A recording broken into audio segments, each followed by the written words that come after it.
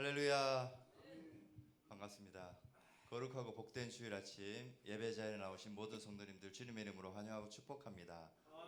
지난 한 주간도 세상에 여러 가지 분주한 일로 바쁘고 힘든 나날이었지만 저희들을 주의 전으로 인도하신 주님께 감사를 드립니다.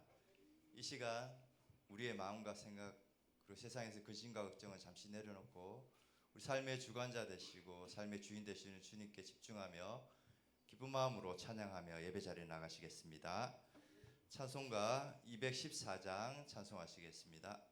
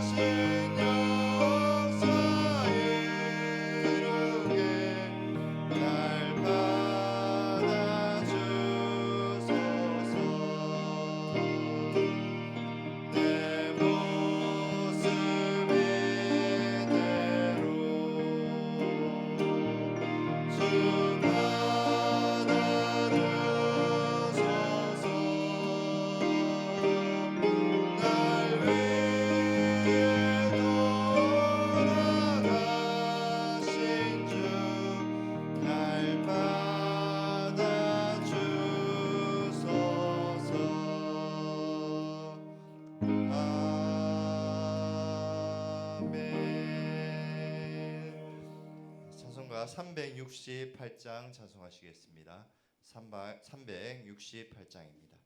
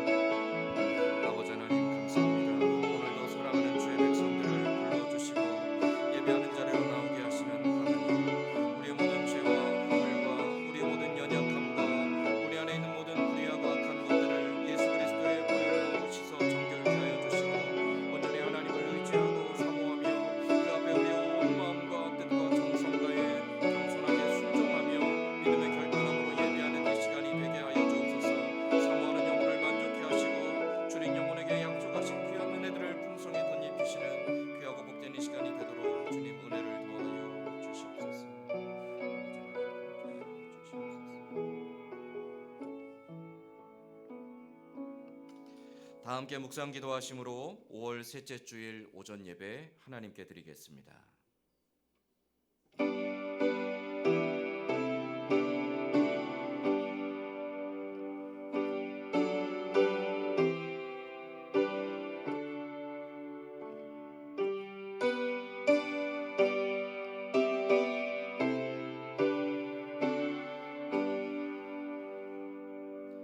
여호와는 마음이 상한 자를 가까이 하시고 중심으로 통회하는 자를 구원하시는도다. 의인은 고난이 많으나 여호와께서 그의 모든 고난에서 건지시는도다. 하나님은 영이시니 예배하는 자가 영과 진리로 예배할지니라. 아멘. 아버지 하나님, 오늘도 사랑하는 주의 백성들을 부르신 우리를 통하여 찬송과 경배와 영광 받기를 기뻐하시는 하나님, 비록 우리의 지난 한 주간의 삶의 모습들이 부족하고 부끄러울지라도 오늘도 우리를 너그러이 용서하시고 보듬어 주시는 하나님의 그 은혜와 사랑을 힘입어 감히 은혜의 보좌 앞으로 믿음의 담력 가지고 나왔사오니 사모하는 영혼을 만족해 하시고 줄인 영혼에게 예비하신 풍성한 은혜로 덧입혀 주옵소서. 우리의 마음과 뜻과 정성을 다해 감사와 기쁨의 고백으로 순종의 결단함으로 하나님께만 예배하는 귀하고 복된 이 시간이 될 수 있도록 예배 모든 순서 가운데 성령 하나님께서 친히 주장하여 주옵소서. 예배 모든 순서를 주께 의탁하오며 예수님의 이름으로 기원하옵나이다. 아멘. 다 함께 자리에 일어나서 찬송가 23장 찬송하겠습니다.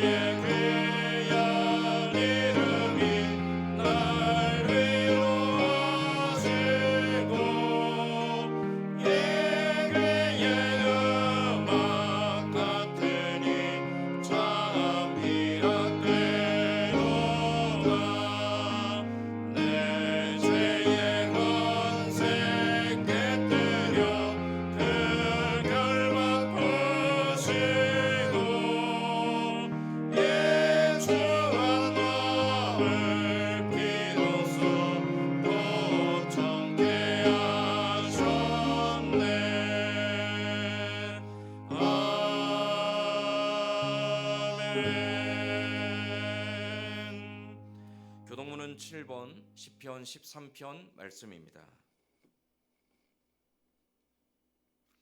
교동문 7번 시편 13편 말씀입니다. 여호와여, 어느 때까지나이까? 나를 영원히 잊으시나이까? 나의 영혼이 번민하고 종일토록 마음에 근심하기를 어느 때까지 하오며,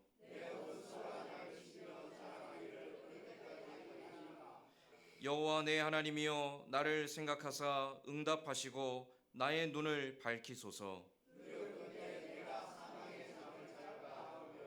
두렵건대 나의 원수가 이르기를 내가 그를 이겼다 할까 하오며, 나는 오직 주의 사랑을 의지하였사오니 내가 여호와를 찬송하리니 이는 주께서 내게 은덕을 베푸심이로다. 아멘. 사도신경으로 신앙 고백하겠습니다.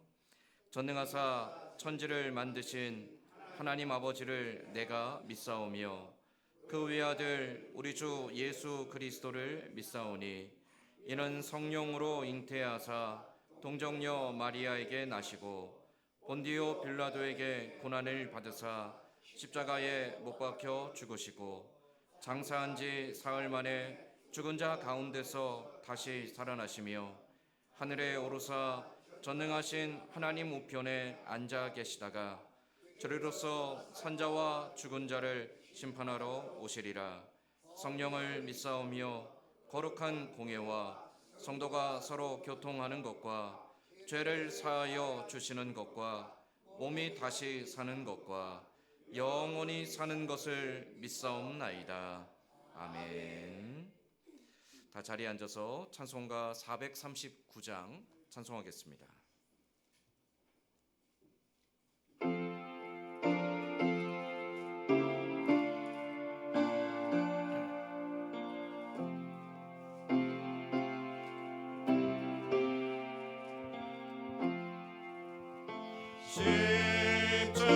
십자가로 가까이 나를 이끄시고 거기 흘린 보혈로 정케 하옵소서. 십자가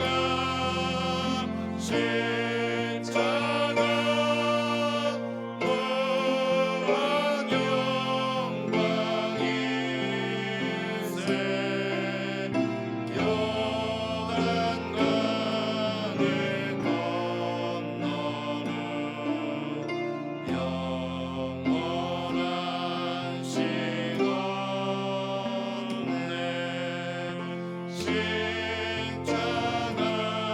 십자가에 가까이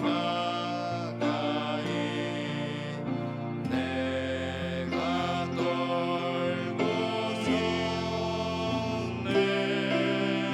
거기 있는 새벽별 내게 비추시네.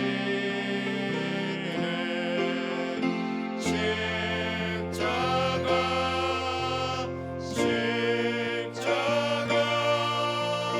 무한 영광일세. 요단강을 건너는 영원한 시간에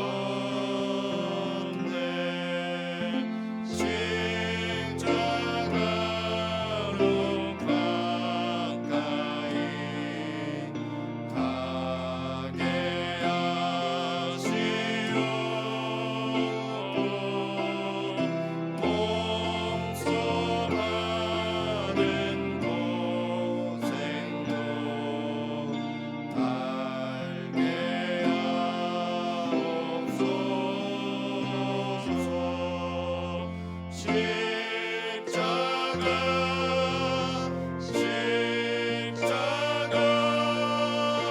무한 영광일세.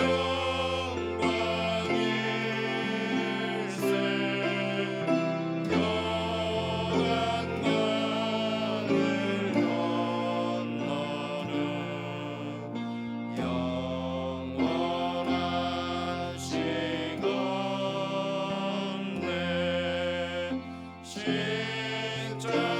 십자가에 가까이 의지하고 서서 천국이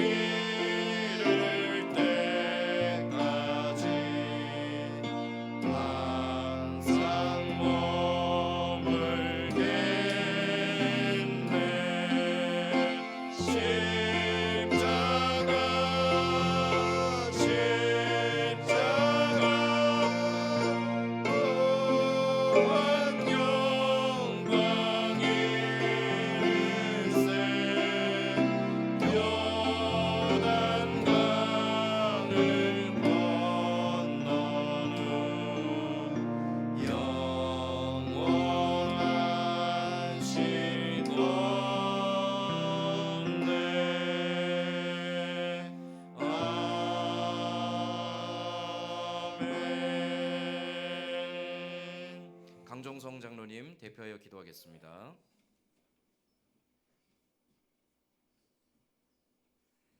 아버지 하나님 감사합니다.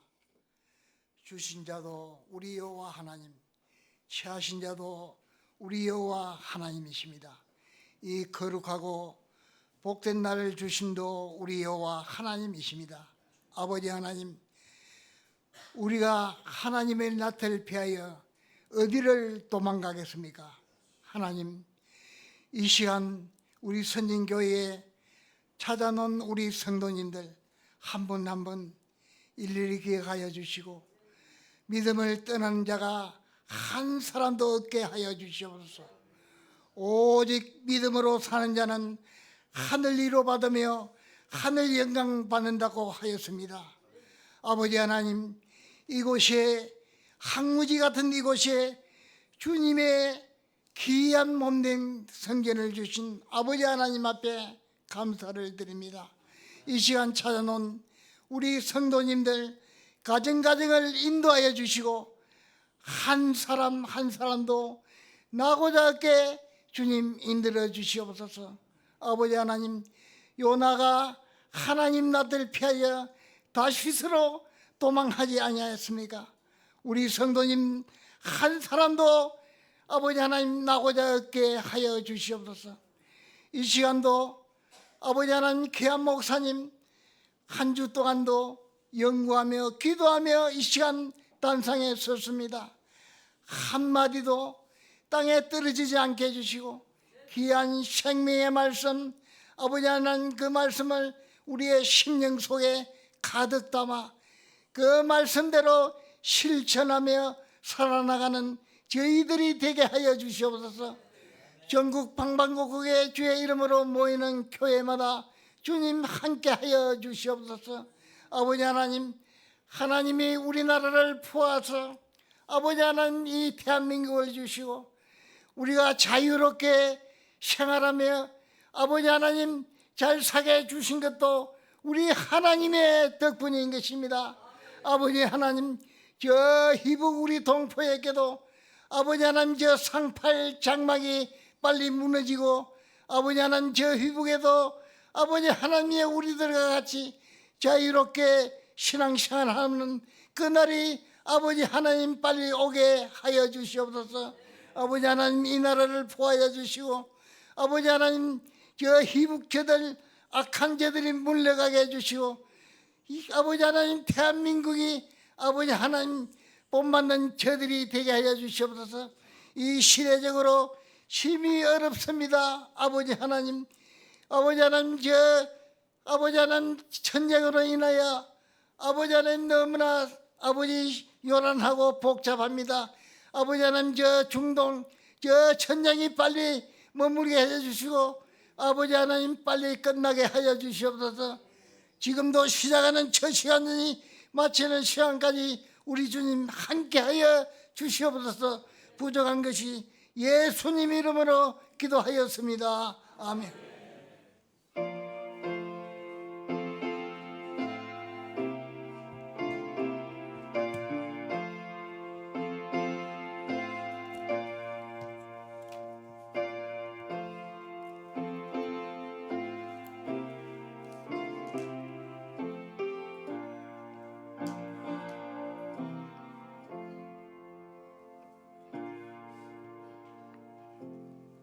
아멘. 오늘 우리 같이 읽을 하나님 말씀은 신약 성경 마태복음 5장 1절에서 12절까지 말씀입니다.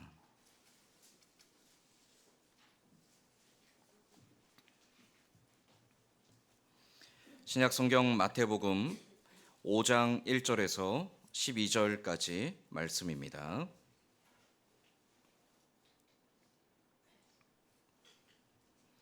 마태복음 5장 1절에서 12절까지 말씀, 저와 여러분이 돌아가며 한 절씩 교독하겠습니다. 예수께서 무리를 보시고 산에 올라가 앉으시니 제자들이 나온지라. 심령이 가난한 자는 복이 있나니 천국이 그들의 것이미요. 온유한 자는 복이 있나니 그들이 땅을 기업으로 받을 것이미요.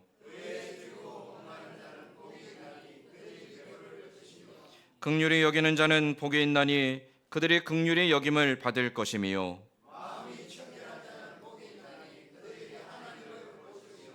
화평하게 하는 자는 복이 있나니 그들이 하나님의 아들이라 일컬음을 받을 것이며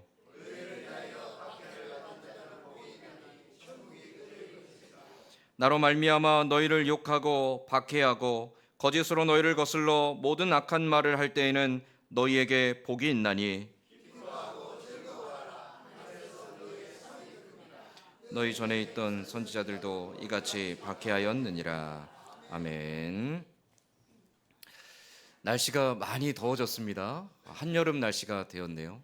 건강 조심하시고 이 무더운 날씨가 계속되지는 않겠지만 그러나 갑작스러운 날씨 변화에 우리의 몸도 마음도 상하지 않도록 잘 관리하셔서 여름을 잘 준비하고 건강하게 이 계절들을 이겨나갈 수 있기를 소망합니다. 우리 옆에 있는 분들과 서로 인사하며 축복하겠습니다.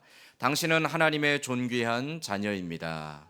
당신은 하나님의 존귀한 자녀입니다. 아멘. 여러분 혹시 그런 생각 해본 적 없으신가요? 참 아담이 왜 그랬을까? 아담이 왜 그랬을까? 그런 생각 혹시 해보신 적 있으신가요? 가끔 이제 그런 생각을 할 때가 있습니다.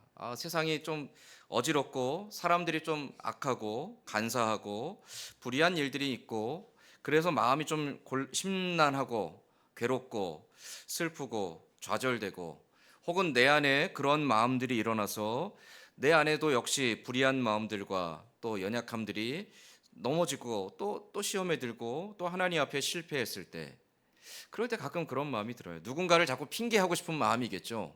나의 연약함을 핑계하고 싶은 마음인데 아담이 왜 그랬을까? 아담이 실수하지만 않았다면 아담이 실패하지만 않았다라면 에덴 동산은 폐쇄되지 않았을 거고 그러면 그 에덴 동산에서의 영원한 즐거움과 평화는 지금도 계속 이어질 텐데 우리가 이렇게 근심할 일도 없고 걱정할 일도 없고 사람들 때문에 아파할 일들도 없고 사람들 때문에 고통받을 일도 없이 그냥 모든 것이 평화롭고 모든 것이 풍족하고 모든 것이 넉넉하고 모든 문제와 근심이 없는 그 진짜 낙원에서 우리가 살 수 있었을 텐데 왜 아담은 왜 그랬을까? 좀 가끔 내 잘못과 내 연약함과 사람들의 모습을 아담에게로 핑계하고 싶을 때가 가끔 있습니다. 하나님께서 처음 세상을 창조하실 때는요 완전했습니다. 완전하다라는 것은 세상의 그 어떤 곳에도 불의함이나 악함이 없고 하나님의 선하심이 온전하게 성취되었다라는 것이죠. 누구에게나 어디에나 모든 만물 가운데 모든 것이 하나님의 기뻐하시는 뜻대로 되었다라는 겁니다. 하나님의 사람 아담과 하와 역시도 마찬가지죠. 하나님이 생각하는 것을 아담과 하와도 똑같이 생각했고요. 하나님이 기대하시는 바를 아담과 하와도 똑같이 기대했습니다. 하나님이 기뻐하시는 것을 아담과 하와도 기뻐했고요. 아담과 하와는 늘 하나님과 동행하며 하나님과 교제하며 하나님과 함께하는 기쁨을 만끽할 수 있었습니다. 그런데 그들이 범죄하는 순간 그 하나님의 완전함은 깨어졌습니다. 하나님이 창조하신 사람 아담과 하와 하나님의 형상을 따라 지으시고 하나님과 합하여진 그 사람들이 이제는 하나님의 낯을 피하여 도망하는 자가 되죠. 하나님과 사람 사이에 하나님이 허락하시고 하나님이 이루신 화평, 히브리어로 샬롬이라고 하죠. 아무 근심도 없고 두려움도 없고 문제도 없고 아픔도 없고 다툼도 없는 진정한 만족함과 평안함, 그 샬롬이 죄로 말미암아 산산조각이 나버립니다. 이제 아담과 하나님 사이에는 샬롬이 없습니다. 죄를 범한 순간 아담의 마음속에는 이제 하나님을 볼 때 두려운 마음이 생기기 시작합니다. 그 두려움으로 인하여서 하나님을 피해 도망하게 되죠. 죄가 우리 안에 들어오는 그 순간부터 우리에게는 더 이상 화평함이 없다라는 거예요. 화평함이 사라진 자리에는 끝없는 갈등과 분쟁과 시기와 원망과 그것이 분노와 폭력으로 이어지며 우리는 영원토록 고통받는 삶을 살게 됩니다. 진정한 샬롬을 잃어버리고 고통 가운데 살아가는 우리들, 이 세상에는 어떠한 일로도 어떠한 노력으로도 어떠한 사람도 그 샬롬을 회복시킬 수 있는 사람은 아무도 없습니다. 어떤 위대한 지도자가 나와도, 어떤 성인이 나와도, 어떤 위대한 희생자가 나와도 결코 진정한 샬롬은 이루어질 수 없다라는 것이죠. 그러나 하나님께서 그 깨어진 샬롬을 회복하기 위해 독생자 예수 그리스도를 보내셨고, 그 예수 그리스도를 통하여 우리에게 하나님과 깨어졌던 그 화목을, 그 평화를, 그 샬롬을 회복시키십니다. 그 샬롬을 회복시키신 예수님께서 오늘 이 팔복의 말씀 가운데 7번째로 명령하시는 것이 무엇입니까? 너희는 화평케 하는 자가 되라라는 것입니다. 하나님과 화평한 사람들, 그들이 이제는 화평케 하는 자가 돼야 된다라는 것. 이것이 오늘 우리가 보게 되는 팔복의 7번째 복의 내용이죠. 화평케 한다라는 것이 과연 무엇일까요? 화평케 한다. 그 첫 번째는 하나님과의 화목을 말합니다. 하나님께서 인간을 창조하시고 창조하신 사람을 에덴 동산에 두셨을 때 그곳에는 진정한 샬롬이 있었다고 그랬죠. 평화가 있었습니다. 다툼이 없습니다. 근심이 없습니다. 시기함이 없습니다. 미움이 없고 분노가 없고요. 증오가 없습니다. 서로를 향한 이간질이나 비난이나 뒤에서 수군거림이 없습니다. 에덴 동산에는 오직 모든 것이 하나님 안에서 감사와 기쁨만이 가득했던 곳이죠. 하나님의 마음이 아담에게 있었고 하나님의 생각이 아담에게 있었습니다. 아담과 하나님은 동행하는 자였습니다. 아담이 하나님과 함께 있어도 두려울 것이 없었습니다. 오히려 그리워했고 또 같이 있고 싶어했고 동행하고 싶어했고 하나님을 기뻐했었습니다. 그게 샬롬 안에 거하는 복입니다. 그런데 아담이 범죄하는 순간 어떻게 되었죠? 두려운 마음이 그에게 엄습합니다. 그가 벌거벗었음으로 인하여 수치를 느꼈다라고 했는데 그 수치심이라는 것은 단순히 내가 벌거벗었기 때문에 창피하다라는 의미가 아닙니다. 내가 하나님 앞에 벌거벗겨진 것처럼 나의 모든 추악하고 악함들이 드러날 것에 대한 두려움을 말합니다. 그래서 아담이 어떻게 하죠? 창세기 3장 8절 말씀에 보면 아담이 범죄한 순간 자기의 부끄러움을 깨닫고 하나님의 낯을 피하여 도망가 버립니다. 창세기 3장 8절 말씀에 그들이 그날 바람이 불 때 동산에 거니시는 여호와 하나님의 소리를 듣고 아담과 그의 아내가 여호와 하나님의 낯을 피하여 동산 나무 사이에 숨은지라. 이전에는요, 아담과 하와는 하나님의 음성이 들리면 기쁘게 달려갔습니다. 왜냐하면 하나님이 너무나 즐겁고 행복했기 때문에, 하나님과 함께하는 그 모든 순간들이 그에게는 너무나 기쁨이 충만했기 때문에 그는 하나님과 함께하는 것을 두려워하지 않았습니다. 근데 죄가 들어오는 순간 그 죄가 아담과 하와에게는 하나님의 공의에 대한 두려움으로 자리 잡게 된 겁니다. 공의의 하나님, 죄를 미워하시고 심판하시는 하나님, 그 죄에 대하여 단호하게 정죄하시고 징계하시는 하나님, 그 공의의 하나님에 대한 두려움이 죄로 인하여 아담과 하와에게 자리 잡게 된 것이죠. 그 두려움은 하나님을 피해 숨는 것으로 이어지게 됩니다.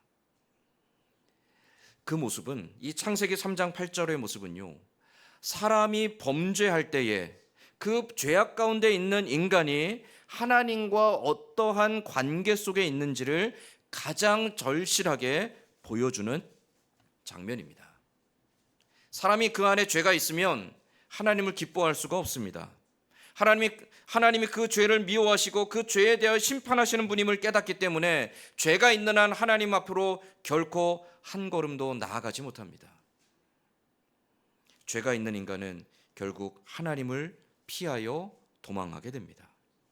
하나님이 두려워서 도망하거나 아니면 애써 핑계를 대며 자기의 죄를 부인하거나 혹은 아예 하나님이 없는 것처럼 하나님을 외면하고 스스로 그 죄의 무거운 마음을 애써 외면하며 살아가게 되죠. 결국 죄는 하나님 안에서 누리는 샬롬을 깨트리고 하나님과의 관계를 단절시킵니다. 그게 죄입니다. 죄는 더 이상 하나님과 함께 할 수 없도록 우리를 하나님으로부터 멀리 떨어뜨려 놓죠. 그러한 우리들에게 오늘 예수님이 말씀하시는 바가 무엇이냐면 화평하게 하는 자가 복이 있다라고 말씀하고 계신 겁니다. 이 화평이 무엇이겠습니까? 죄로 인하여 깨어진 하나님과의 샬롬을 회복하라는 의미입니다. 죄로 인하여 하나님과의 관계가 깨어지고 하나님의 낯을 피하여 도망했던 우리들을 향하여 예수님은 그 모든 죄를 씻고 다시금 하나님의 은혜 앞으로 돌아오라라고 말씀하고 계신 겁니다. 우리의 모든 죄의 무거운 짐들을, 그 죄로 인한 수치와 죄로 인한 부끄러움과 죄로 인한 두려움을 해결하시고 우리로 하여금 다시금 믿음의 담대함을 가지고 하나님께로 나아가서 하나님의 자녀로 온전케 하시도록 우리에게 오신 분이 계시죠. 바로 예수 그리스도이십니다. 에베소서 2장 16절로 18절 말씀에 사도 바울은 이렇게 고백하고 있습니다. 에베소서 2장 16절로 18절 말씀에 또 십자가로 이 둘을 한 몸으로 하나님과 화목하게 하려 하심이라. 원수된 것을 십자가로 소멸하시고 또 오셔서 먼 데 있는 너희에게 평안을 전하시고 가까운 데 있는 자들에게 평안을 전하셨으니 이는 그로 말미암아 우리 둘이 한 성령 안에서 아버지께 나아감을 얻게 하려 하심이라. 우리가 죄악 가운데 있을 때는 하나님으로부터 멀리 떨어져 나가 있는 원수였다라는 것이죠. 그러나 예수님께서 십자가의 죽으심을 통해 우리의 죄를 대신 지으시고 우리의 죄값을 치르시고 우리를 의롭게 하사 하나님께로 나아가는 길을 열어주셨다라는 거예요. 그래서 우리는 예수 그리스도로 말미암아 다시금 그 은혜의 보좌 앞을 향해 나아가는 믿음의 담력을 얻게 된 것이죠. 그게 바로 화평을 이루는 것입니다. 하나님과의 문제가 해결되지 않는 한, 하나님과의 관계가 회복되지 않는 한, 죄로 인하여 하나님의 낯을 피하고 끊임없이 핑계하고 도망하는 한 우리 안에는 영원토록 평화가 찾아올 수 없다라는 겁니다. 죄는 우리에게 끊임없이 우리를 어그러지게 하고 무너지게 하고 삐뚤어지게 하고 그 죄로 인하여 죄책감을 만들고 수치심을 만들고 우리로 하여금 무언가 자꾸만 어그러지는 인생이 되도록 우리를 흔들어 놓는다는 것이죠. 그렇기 때문에 모든 화평을 이루기 위해서 가장 먼저 해야 될 것은 하나님께로 나아가는 것입니다. 하나님과의 깨어진 관계를 회복하고 우리의 죄를 사하신 그 은혜로 말미암아 다시금 하나님이 약속하시는 화평함, 샬롬 가운데 거할 때 우리 안에 진정한 화평이 이루어지게 되는 줄 믿습니다. 두 번째로 화평케 한다라는 것이 무엇인가? 화평케 하는 자가 누구인가? 두 번째로 화평케 한다라는 것은 하나님의 그 은혜를 힘입어 사람들과 화목하는 것을 말합니다. 하나님께서 내게 주신 그 은혜, 나의 모든 죄를 사하시고 하나님의 자녀로 거하게 하시며 다시금 그 하나님의 평화 속에 거하게 하시는 그 하나님의 은혜를 힘입어서 이제는 나와 함께 살아가고 있는 내 주변의 사람들과 화목을 이루어가는 것, 이게 바로 예수님이 말씀하시는 두 번째 화평케 하는 사람의 모습이라는 것이죠. 우리는 예수 그리스도 안에서 구원받은 하나님의 자녀들입니다. 우리는 그 은혜를 힘입었고요, 그 나라와 영광과 영원한 생명을 약속받았습니다. 하지만 주님 다시 오시는 그날까지 우리는 아직 완전한 존재가 아닙니다. 혹자는요, 한 번 은혜를 받았고 한 번 예수 그리스도께 죄사함을 받았으면 이제 다시금 회개할 필요가 없는 완전한 존재가 되었다라고 말합니다. 그러나 그것은 주님 다시 오실 그날에 이루어질 완전한 성화를 말하는 거죠. 그날이 올 때까지는 육체에 거하는 한 우리는 완전한 존재가 아니라는 거예요. 약속을 받았지 완전한 존재가 아니에요. 그러니까 우리에게는 끊임없이 넘어짐이 있고요, 실수가 있고요, 연약함이 있고요, 끊임없이 범죄하고요, 끊임없이 하나님을 실망시켜드리는 삶의 열매들을 맺는다라는 거죠. 끊임없이 실패하고요, 끊임없이 실수하며 살아가는 존재라는 거예요. 그런데 우리의 그 실수가 하나님 앞에만 있는 것이 아니라 우리가 살아가는 삶 속에서 우리와 함께 마주하고 있는 사람들 속에서도 우리의 그 실수와 실패는 빈번하게 반복되고 있습니다. 그게 잘못된 것이 아니라 우리의 한계입니다. 그게 인간의 당연한 연약함이에요. 누군가가 미워지고요. 누군가가 자꾸만 시기하게 되고요. 누군가가 자꾸만 내 눈에 거슬리고요. 누군가가 자꾸만 내 귀에 거슬리고요. 그들을 향해서 비난하고 싶고요. 그들을 향해서 정죄하고 싶고요. 그들을 향해서 돌팔매를 던지고 싶은 마음이 우리 안에 순간순간 불뚝불뚝 일어나는 것이 우리의 악한 본성의 실체입니다. 그래서 예수님은 오늘 팔복 가운데 7번째에서 화평케 하는 자가 되라라고 명령하신 겁니다. 우리는 살아가면서 많은 관계를 맺습니다. 그런데 그 인간관계 속에서 우리는 종종 실수할 때가 있습니다. 우리가 늘 좋은 관계를 맺고요. 사람들과 화목하고요. 사람들과 평안하고요. 사람들과 샬롬을 누리고 싶지만 한순간의 실수 때문에 그 샬롬이 와장창 무너질 때가 수없이 많이 있다라는 것이죠. 우리 흔히 그런 말 하죠. 좋은 관계를 맺는 데는 수많은 시간이 필요하지만 그 관계를 깨트리는 것은 순간이다라는 말이 있습니다. 좋은 관계를 맺기 위해서 그 신뢰를 쌓아가기 위해서 수없이 많은 땀과 노력과 눈물과 시간이 필요합니다. 좋은 관계는 한순간에 이루어지지 않습니다. 여러분, 우리가 주의 몸된 교회 안에서 한 지체가 되어 같이 믿음의 길을 걸어가죠. 이 안에 좋은 사람도 있고 나쁜 사람도 있고 내 마음에 맞는 사람도 있고 내 마음에 맞지 않는 사람도 있고요. 내가 함께 하고 싶은 사람도 있고 멀리 하고 싶은 사람도 있고 다양한 사람들이 이 안에서 함께 하나님의 나라를 향해 걸어가고 있습니다. 그게 잘못된 게 아니고요. 당연한 겁니다. 서로 맞지 않고 서로 원망스럽고 서로 불평스럽고 서로 마음이 서로 다른 것은요. 당연한 거예요. 우리는 다양한 모습으로 지음받았기 때문이죠. 그런데 그 다양한 사람들이 한 마음을 이루고 한 몸을 이루기 위해서 우리는 끊임없이 노력하고 끊임없이 인내하고 끊임없이 절제하고 끊임없이 사랑을 이루기 위한 수고와 헌신을 다하는 삶을 살아야 한다는 거죠. 그게 무엇입니까? 화평케 하는 삶입니다. 의외로 인간관계를 깨트리는 가장 강력하고도 가장 무서운 힘이 무엇인가요? 말입니다. 한마디의 말 한마디가 10년, 20년을 싸웠던 관계를 무너뜨리곤 합니다. 말 한마디가 10년, 20년을 싸웠던 믿음의 기초들을 무너뜨리기도 합니다. 그래서 인간관계에서 화평을 이루기 위해서 우리가 더욱더 조심해야 될 것은 바로 말입니다. 어떤 말을 해야 될지, 내가 하는 그 말들이 어떠한 결과들로 그에게 그의 폐부를 찔러 쪼갤 것인지 우리는 두렵고 떨리는 마음으로 한마디 말을 할 때마다 조심하는 인내와 절제를 해야 됩니다. 아니, 내가 내 입 갖고 말도 못하나요? 내가 하고 싶은 말, 그 사람에게 당연히 이 말을 해야죠. 그러나 믿음의 사람들은 그리스도 안에서 이것이 유익한지 아닌지를 분별하며 말할 수 있어야 한다는 것이죠. 모든 것이 가하나 모든 것이 유익한 것은 아니기 때문입니다. 사람은요, 지극히 이기적인 존재입니다.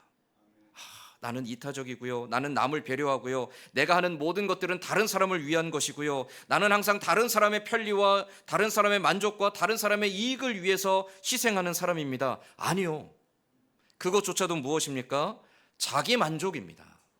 인간은요, 이기적인 존재예요. 자기 중심적인 존재입니다. 여러분이 그렇다는 게 아니고요. 제가 그렇습니다. 우리 모두가 다 똑같습니다. 우리 모두가 다 자기 중심적인 존재입니다. 내가 하는 말은 다 옳고 내가 하는 말은 다 정당하고 내가 하는 일들은 다 선하고 내가 하는 일들은 다 바른 것이라고 우리는 항상 생각합니다. 내가 하는 작은 실수들은 어쩔 수 없이 하는 정말 티도 안 나는 아주 작은 것이라고 생각하죠. 그러나 다른 사람이 하는 것은 잘못됐고요. 다른 사람이 하는 것은 거룩하지 못하고요. 다른 사람이 하는 것은 불의하고요. 다른 사람이 하는 것은 악하고요. 다른 사람이 하는 작은 실수는 돌이킬 수 없는 큰 범죄라고 생각합니다. 그게 우리예요. 그게 나입니다. 그렇기 때문에 우리는 인간관계에 있어서 항상 자기중심적인 이 가치를 자꾸만 포기하려고, 자꾸만 내려놓으려고, 자꾸만 자기중심적인 사고에서 이제는 상대방을 이해하고 배려하는 자세로 바뀌어 가려고 끊임없이 자기를 연단하고 자기를 절제하는 연습을 해야 됩니다. 그렇게 해야지만 좋은 관계를 맺을 수 있는 것이죠. 왜 그렇게 번거롭게 삽니까? 왜 그렇게 귀찮게 삽니까? 왜 그렇게 힘들게 삽니까? 하고 싶은 대로 하면 살지. 오늘 예수님께서 말씀하신 것 때문입니다. 너희는 화평케 하는 자가 되라. 너희는 모든 사람과 더불어 화목한 자가 되라고 하셨기에 우리는 그 말씀을 따라서 화평케 하기 위하여서 자기중심적인 것에서부터 내려와서 이타적이고 상대방을 배려하고 상대방을 이해하는 마음으로 내 자신을 다스려 가야 한다라는 것이죠. 무엇보다도 이것은 어디까지나 윤리적이고 도덕적인 차원에서도 권면할 수 있는 것입니다. 그러나 무엇보다도 우리 그리스도인들에게는 여기보다 한 걸음 더 나아가서 하나님께서 나에게 은혜를 베푸셨고 하나님께서 먼저 나에게 사랑을 베푸셨고 하나님께서 나에게 먼저 샬롬을 주셨기에 그 하나님 중심에서 하나님이 그들을 어떻게 이해하시고 하나님이 그들을 어떻게 바라보시고 하나님이 그들을 어떻게 사랑하시는지를 하나님의 눈으로 하나님의 마음으로 보려고 하는 결단과 순종함을 더해야 한다라는 것이죠. 제가 목회가 너무 힘들고 사람 때문에 너무 시달린 적이 있었습니다. 사람 때문에 사람이 정말 싫었던 적이 있거든요. 사람들 목소리만 들어도 막 신경이 곤두서고요.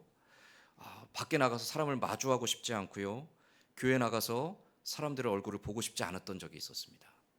사람들의 소리조차도, 숨소리조차도 저에게 너무 막 신경이 곤두서게 하는, 사람들 때문에 정말 살 소망이 없어지는 그런 아픔을 겪었던 적이 있습니다.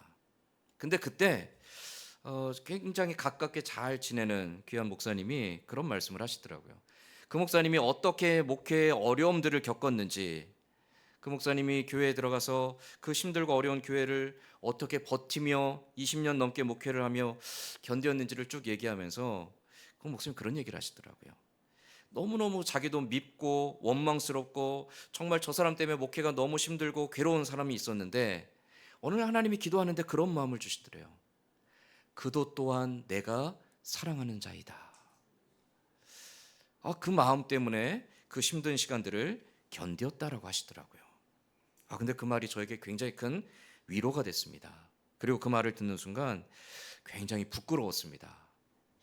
내가 목회자라고 하면서 굉장히 교만했구나.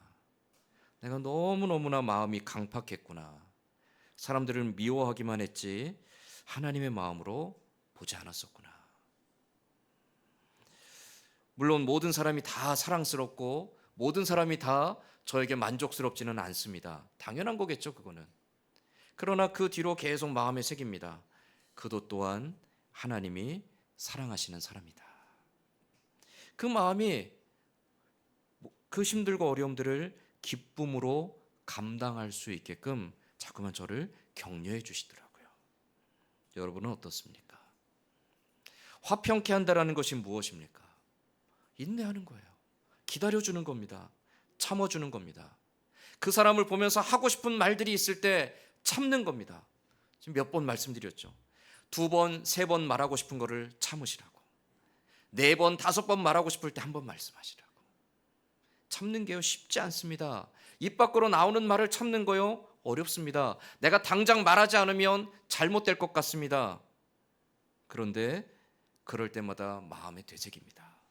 그도 또한 하나님이 사랑하시는 자이다. 그러면서 요즘에 또 하나 배우는 게 있습니다. 때가 되면 하나님이 해결하시는구나. 물론 나를 통하여서 그 일을 해결하기도 하시지만 내가 섣불리 나서지 않아도, 내가 미움과 원망과 시기와 다툼으로 말하지 않아도 때가 되면 하나님이 그의 마음과 그의 상황을 변화시키시는구나. 화평케 하는 사람은 어떤 사람입니까? 그 하나님을 신뢰하기에 기다리는 사람입니다. 인내하는 사람입니다. 자기 중심에서 하나님의 마음으로 상대방을 바라보는 사람입니다. 그렇게 해서 사람과 사람 사이의 관계가 깨어지지 아니하도록 그 사람과 사람 사이에 하나님이 허락하신 화목함을 하나 되게 함을 심써 지켜가는 것, 그게 바로 화평케 하는 사람이라는 것이죠. 고린도후서 5장 18절로 19절 말씀에 그래 사도 바울은 또한 이렇게 고백합니다. 고린도후서 5장 18절과 19절 말씀 우리 같이 한번 읽겠습니다. 모든 것이 하나님께로부터 났으며 그가 그리스도로 말미암아 우리를 자기와 화목하게 하시고 또 우리에게 화목하게 하는 직분을 주셨으니 곧 하나님께서 그리스도 안에 계시사 세상을 자기와 화목하게 하시며 그들의 죄를 그들에게 들리지 아니하시고 화목하게 하는 말씀을 우리에게 부탁하셨느니라. 아멘. 하나님과 화목하게 한 우리들을 향해 예수님은 또 하나님은 또 나아가서 그 화목을 이루는 자가 되라고 명령하셨다라는 것이죠. 그 명령을 따라 오늘 예수님은 우리에게 화평케 하는 자가 복이 있다라고 말씀하고 있는 겁니다. 누가복음 6장 35절에도 또 예수님이 이렇게 말씀하십니다. 누가복음 6장 35절 말씀에 오직 너희는 원수를 사랑하고 선대하며 아무것도 바라지 말고 빌리라. 그리하면 너희 상이 클 것이요 또 지극히 높으신 이의 아들이 되리니 그는 은혜를 모르는 자와 악한 자에게도 인자로우시니라. 아멘. 원수를 사랑하고 선대하라. 여러분, 이게 우리에게 얼마나 고통스러운 일인지 겪어보신 분들은 알 겁니다. 좋아할 수 있는 사람, 사랑할 수 있는 사람, 정말 마음에 쏙 들고 예쁜 사람은요, 뭐라도 줘도 아깝지 않습니다. 마음에 들지 않는 사람, 불편한 사람, 내 마음을 힘들게 하고 내 마음을 아프게 했던 사람에게 사랑하고 선대하는 것은요, 이건 아무나 할 수 있는 게 아닙니다. 그런데 예수님 뭐라고 말씀하시죠? 그리하면 너희 상이 클 것이요 지극히 높으신 이의 아들이 되리니. 그게 바로 그리스도인의 삶이라고 말씀하고 있습니다. 자, 그러면 이와 같이 화평케 하기 위하여서 하나님과 화목하고 또 그 화목함을 바탕으로 사람들과 좋은 관계 속에서 평화를 이루고 샬롬을 이루기 위해 인내하며 헌신하는 자들에게 약속하시는 것이 있죠. 자, 하나님의 약속이 무엇입니까? 예수님의 약속이 무엇입니까? 화평케 하는 자들은 복이 있나니 그들이 하나님의 아들이라 일컬음을 받을 것이며. 하나님의 아들이라 일컬음을 받는다. 이것을 우리는 두 가지로 생각할 수 있습니다. 첫 번째는 하나님께로부터 너는 내 아들이다라고 인정받는 겁니다. 하나님께 아들이라 인정받는 것이 왜 복이죠? 하나님께서 그 나라와 그 영광과 그 모든 것들을 누구에게 유업으로 물려주십니까? 그 아들에게 주시는 겁니다. 다시 말해서 우리가 이 땅에서 화평케 하는 자로 살아가면 하나님께서 우리에게 약속하신 그 나라와 영광으로 인도하여 주신다는 겁니다. 아들됨의 권리, 바울이 말했던 양자됨의 권리를 우리에게 누리게 하신다라고 예수님은 약속하고 계신 거죠. 두 번째로 우리가 하나님의 아들이라 일컬음을 받는다. 이 말의 두 번째 의미는요, 사람들에게서 하나님의 아들이라 일컬음을 받는 것입니다. 사람들에게 하나님의 아들이라 일컬음을 받는 것 어떻게 받을 수 있죠? 우리가 세상에 나가서 예수 천당 불신 지옥을 외치면 사람들이 야, 저 사람은 하나님의 아들이야, 그렇게 인정할까요? 아니요. 우리의 외치는 구호에 사람들은 우리를 통해 하나님을 보는 게 아닙니다. 사람들은 우리에게서 나타나는 인격과 말과 행실을 통하여서 우리의 삶이 증명해내는 그 열매들을 통하여서 우리 아버지 하나님을 보게 되고 경험하게 되는 겁니다. 내가 어떤 말을 하는 사람인지, 내가 어떤 인격의 사람인지, 내가 세상 사람들 속에서 어떠한 삶을 살고 있는지, 내 안에서 어떤 열매들이 나타나고 있는지, 그것을 통하여서 우리는 하나님의 자녀로 하나님을 영화롭게 하는 겁니다. 근데 어떤 사람이 하나님의 아들이라 인정을 받습니까? 화평케 하는 사람. 화평하게 하기 위하여서 자기 중심적인 사고를 버리고 희생하고 헌신하는 사람. 화평케 하기 위하여서 자기를 낮추고 사람들을 위해 섬기는 사람이 되는 거예요. 인내하며 절제하며 끊임없이 자기를 낮추는 사람이 화평케 하는 사람이요. 그들이 세상 가운데서 하나님의 아들이라 인정함을 받고 그들이 세상 가운데서 하나님을 영화롭게 하는 사람이 될 수 있다라는 것이죠. 그게 그리스도인이 세상에서 살아가는 방식입니다. 사랑하는 성도 여러분, 세상을 살아가다 보면 억울한 일도 많고요. 때로는 내가 손해를 보거나 피해를 볼 때도 있습니다. 때로는 마음이 아프고 괴로워서 정말 모든 걸 다 때려치우고 떠나고 싶을 때도 있고요. 때로는 사람이 미워서 사람들을 더 이상 보고 싶지 않을 때도 있고요. 때로는 사람 때문에 상처받아서 정말 살 의지와 소망이 꺾일 때도 있습니다. 때로는 세상의 불의하고 악한 모습을 보면서 왜 세상이 이 모양인지, 세상에 왜 불의하고 악한 자들은 가득하고 왜 하나님은 저들을 심판하지 아니하시는지, 왜 세상의 악한 자들로 말미암아 또 다른 사람들이 고통받는지 원망스럽고 불평스럽고 한탄스러울 때가 있습니다. 그러나 그러한 우리들을 향해 오늘 예수님은 뭐라고 말씀하시죠? 너희는 세상에 나가 화평케 하는 자가 되라 라고 말씀하고 계십니다. 너만 아니면 돼, 너만 똑바로 하면 돼, 너만 잘하면 돼가 아니라 누가 먼저 해야 되죠? 바로 하나님의 은혜를 받은 내가 세상 가운데, 교회 가운데, 우리 가정에서 화평케 하는 자가 될 때 우리는 하나님의 아들이라 인정함을 얻고 하나님을 영화롭게 하는 사람으로 살아갈 수 있게 되는 겁니다. 그리스도인들은, 교회는 언제든지 분쟁과 분열과 다툼의 앞잡이가 되면 안 됩니다. 분쟁을 일으키는 일에 앞장서고 사람들을 이간질하고 갈등을 도모하고 사람들 속에 분란을 일으키는 일에 앞장서는 교회가 되면 안 됩니다. 그건 하나님이 기뻐하시는 교회가 아닌 거죠. 그리스도인도 마찬가지입니다. 여기저기 가서 수군거리며 사람들 뒤에서 비방하며 험담하며 모함하며 사람들을 향해서 복수하며 사람들을 향해 돌팔매질을 하며 세상을 향하여서 불평과 원망을 쏟아내며, 그것은 결코 하나님의 은혜를 입은 그리스도인의 교회의 모습이 되면 안 된다라는 것이죠. 우리는 나가 세상을 화평케 하는 자가 돼야 됩니다. 화평케 하기 위해서는 끊임없는 자기 연단과 자기 절제가 필요합니다. 그 연단과 절제는 어디서부터 오냐면 하나님이 내게 베푸신 은혜에 대한 감사에서부터 오게 됩니다. 하나님과 화목됨에 그 감사의 고백들이 곧 세상을 향해, 교회를 향해, 가정을 향해 화목하게 하는 자로 살아가게 한다는 것이죠. 이 화평케 하는 자, 그래서 하나님의 아들이라 인정함을 얻는 자, 저와 여러분과 우리 교회가 이러한 교회로, 이러한 성도들로 하나님 앞에 살아갈 수 있기를 주님의 이름으로 간절히 소망합니다. 아멘. 기도하겠습니다.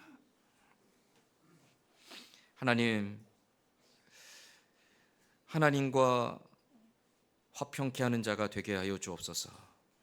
죄악이 우리로 하여금 하나님을 두려워 도망하게 하고 끊임없이 핑계하며 끊임없이 하나님을 외면하게 할 때에 믿음의 담력 가지고 하나님의 약속을 힘입어 그 은혜의 보좌 앞으로 겸손히 자복하며 나아가게 하여 주옵소서. 아버지 하나님을 찾고 구하는 자들을 멸시하지 아니하시며 위로하시고 회복시키시는 하나님으로 인해 겸손히 주를 찾는 자들이 하나님과 화목한 자가 될 줄로 믿습니다.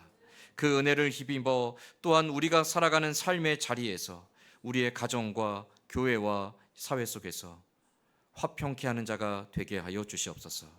그리스도께서 우리를 화목하게 하셨사오니 우리도 또한 사람들 가운데 화목하는 자가 되어서 하나님의 아들이라 일컬음을 받는 이 귀한 복을 누리며 하나님을 영화롭게 하며 나아가는 교회와 성도들이 될 수 있도록 우리에게 믿음을 더하여 주시옵소서. 화평케 하는 자의 이 귀한 복을 누리는 우리 모두가 되기를 소망하며 예수님의 이름으로 기도드리옵나이다. 아멘. 우리 함께 찬송가 465장 찬송하며 준비한 헌금 하나님께 봉헌하겠습니다.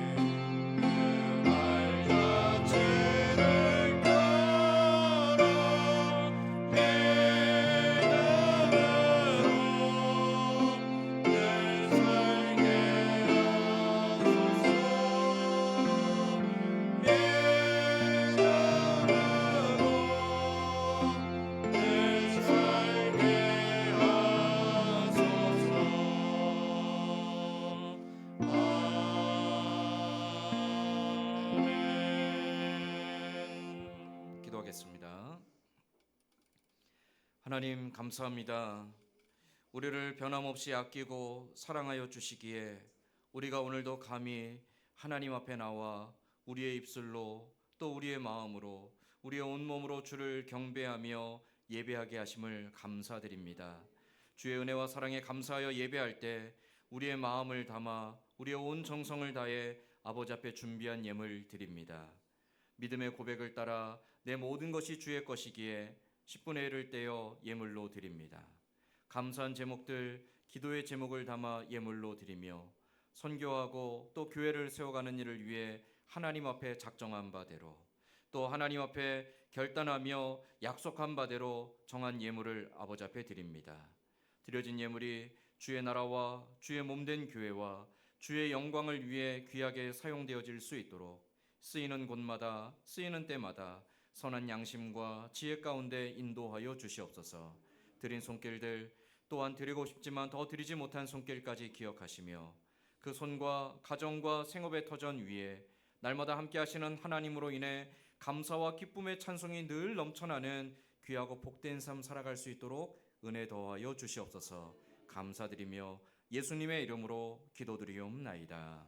아멘. 기도하겠습니다.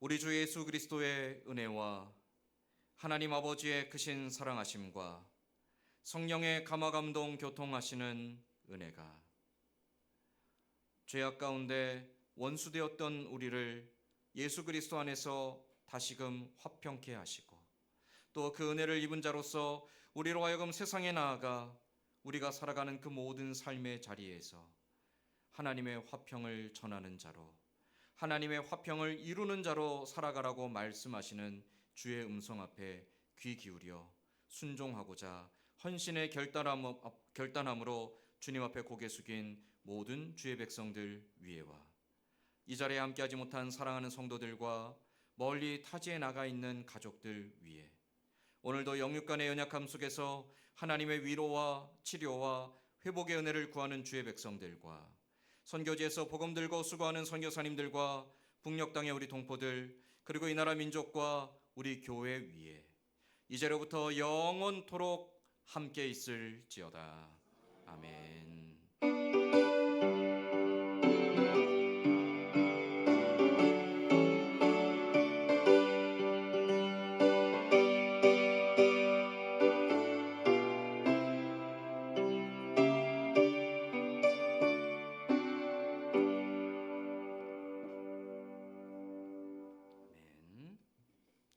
네, 교회 소식 전하기 전에 제가 한마디 좀 드릴 말씀이 있어서 먼저 드리겠습니다. 우리가 주일날 교회 와서 예배 드리는 이유는 하나입니다. 딱 하나입니다. 하나님께 경배하기 위함입니다. 예배가 하나님께 드려지기 위한 것 이외에 다른 이유나 목적이나 용도로 활용되면 교회는 하나님께 저주를 받습니다. 그건 예배 가운데 나와 있는 모든 사람도 마찬가지겠죠. 교회에 있다 보면 가끔 목사님 저희가 가서 점심 대접을 한번 하고 싶습니다. 그렇게 연락 오시는 분들이 있으세요. 점심 대접을 하고 예배 시간에 잠깐 한 5분 10분만 저희 좀 소개를 하고 싶습니다. 그런 분들이 있거든요. 절대로 안 됩니다. 누가 와도 안 됩니다. 제 친구가 와도 안 되고요. 대통령이 와도 안 됩니다. 교회는 오직 하나님께만 예배 드려야 되지 예배의 주인이 다른 사람이 되면 안 됩니다. 만약 그런 일이 일어나면 저는 이 자리에서 당장 쫓겨나게 될 겁니다. 하나님께. 오늘 예배 전에 이제 선거철이 돼서 홍보하러 오신 분이 계셨습니다. 첫 번째, 우리 교회는 제가 처음부터 말씀드렸지만 교회는 정치나 사상의 투쟁장이 될 수 없습니다. 그래서 교회 안에서 어떠한 정치적인 논쟁이나 정치적인 홍보도 허용하지 않는다라고 처음에 말씀드렸습니다. 그건 제가 우리 교회 목회를 시작하는 첫 주일에 두 번째 주일에 말씀드린 내용이었죠. 선거철이 돼서 많은 분들이 홍보 오실 거라고 압니다. 그런데 절대로 예배당 안에 발을 들이는 건 허용하지 않습니다. 예배를 드리기 위해 와서 조용히 자기 옷을 벗고 겸손하게 하나님 앞에 예배 드리는 건 언제든지 환영입니다. 그러나 그 예배 드림이 선거를 이용하기 위한 목적이 의도가 있다라면 결코 용납되지 않습니다. 어떤 경우에도 빨간색이든 파란색이든 보라색이든 노란색이든 상관없습니다. 안 됩니다. 그거는. 여러분도 마찬가지로 성도들 사이에 자기의 소중한 의견을 가지고 있고 자기의 정치적 신념을 갖고 있는 것은 아름답고 소중한 겁니다. 그러나 그것을 가지고 다른 사람을 설득하려고 교회 안에서 논쟁을 하지 마십시오. 하나도 유익이 되지 않습니다.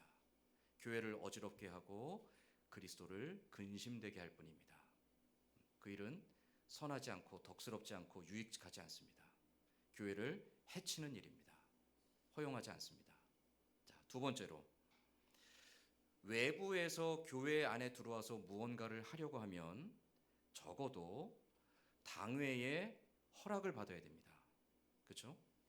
교회 안에 들어와서 홍보물을 돌리는데 교회 안에 들어와서 무언가를 하려고 하는데 장로님이나 저에게 일절 허락도 없이 동의도 없이 들어와서 돌리는 것은요 매우 무례한 일입니다. 죄송합니다. 무례한 짓입니다. 그러한 짓거리는 허락되지 않습니다. 어떠한 이유에서든지 교회의 거룩성이나 하나님의 거룩함을 훼손하는 일에 대해서는 용납할 수 없습니다. 단호하게 제 목을 걸고서라도 그 일은 허용되지 않습니다. 여러분이 그 부분을 좀 이해해 주시고 협조해 주시기 바라고요. 제가 예배 시작 전에 사실은 좀 마음이 굉장히 언짢고 불쾌했습니다. 예배라 좀 많이 자제를 하긴 했지만 도무지 있을 수 없는 일이 일어나서 좀 굉장히 좀 언짢았고 그분한테는 좀 민망할 수 있었는데 그 정도밖에 안 한 것이 저한테는 오히려 예배가 있었기 때문입니다. 그리고 그렇게 해놓고 예배 내내 1시간 내내 지금까지도 마음이 좀 굉장히 불쾌하고 언짢습니다. 하나님 앞에 굉장히 제가 큰 죄를 지은 겁니다. 부끄러운 일이고요.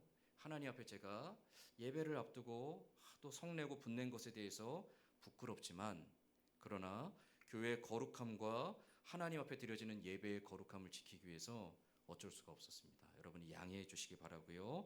교회 안에서는 어떠한 이유에서든지 정치적이든 물건을 홍보하는 일이든 다툼이든 분쟁이든 예배와 관련해서는 있을 수 없습니다. 그게 주일 성수입니다. 예배 드리는 것만 주일 성수가 아니라 우리의 온전한 마음을 다해 하나님을 기뻐하고 감사하며 예배하기 위해서 내 안에 걸림이 되는 모든 것들을 다 내려놓는 것이 주일 성수입니다. 우리가 함께 기쁜 마음으로 거룩한 마음으로 주일을 지킬 수 있기를 소망합니다. 제가 광고 전에 좀 언짢은 말씀을 드려 죄송합니다. 장로님 나와서 교회 소식 전하겠습니다. 네, 교회 소식 전해드리겠습니다. 오늘 오후 찬양 예배는 남전도의 헌신 예배로 모입니다. 남전도 회원을 위해 많은 기도와 격려로 함께해 주시기 바랍니다. 전교인 봄나들이가 합천 영상 테마파크에 있습니다. 이번 주 토요일 23일 오전 8시 30분에 교회에서 출발합니다. 참석을 희망하시는 분들은 오늘까지 주민번호와 함께 뒤편의 신청서에 기록하여 주시기 바랍니다. 당일에 신분증 지참하여 주시기 바랍니다. 박미란 집사 모친 고 김순자 성도께서 13일 수요일 소천하시어 15일 금요일 통영에서 장례를 마쳤습니다. 슬픔 당한 가정을 위해 많은 위로와 기도 바랍니다. 이번 주 청소 봉사는 화평주에서 수고해 주시겠습니다. 영육관에 연약하신 성도님들과 또 연로하신 성도님들을 위해서 또 나라와 민족을 위해서 선교사님과 협력교회를 위해서 많이 기도해 주시기 바랍니다. 감사합니다. 우리 다 함께 자리에 일어나서 찬송가 620장 1절 찬송하며 오전 예배 모든 수를 마치겠습니다.